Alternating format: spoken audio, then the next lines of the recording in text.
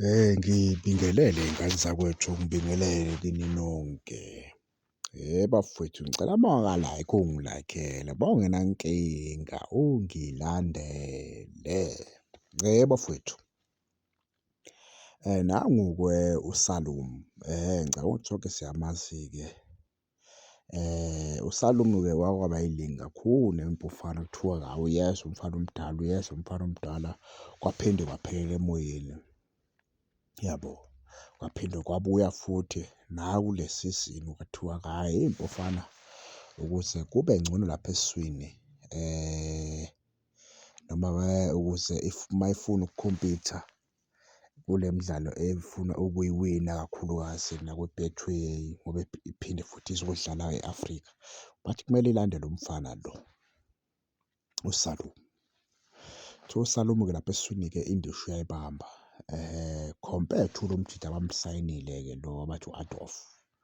Yabo, kuthiwa-ke abalandeli bey'mpofana-ke lapha bakhala bayithulisi-ke ngalo mjida lo.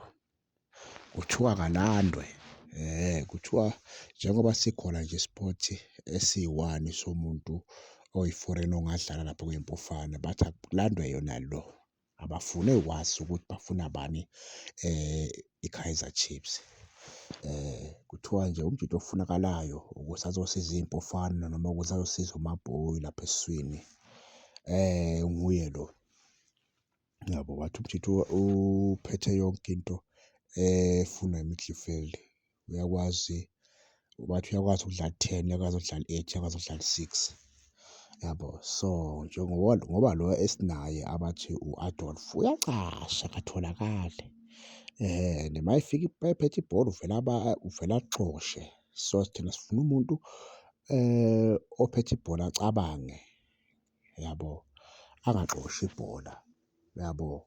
So ngicabanga ukuthi lo mjida lona-ke iy'mpofana mayingenza iqiniso, engafike adlale kahle kakhulu. Mangangambuka edlala la eMzansi engathi adlala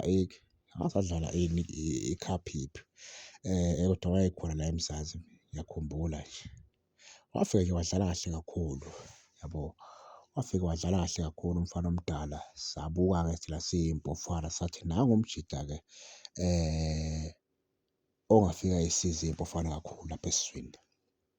Afike ay'size, sithi-ke Mtawunga, landa le ndoda siyayifuna lapha eNatureland. Landa le ndoda siyayidinga lapha eNatureland. Ayikho enye into futhi esingeke sithi asimfunele yona lo mjida lo, siyamfuna. Awenze iqiniso-ke Mtawunga, siyabonga.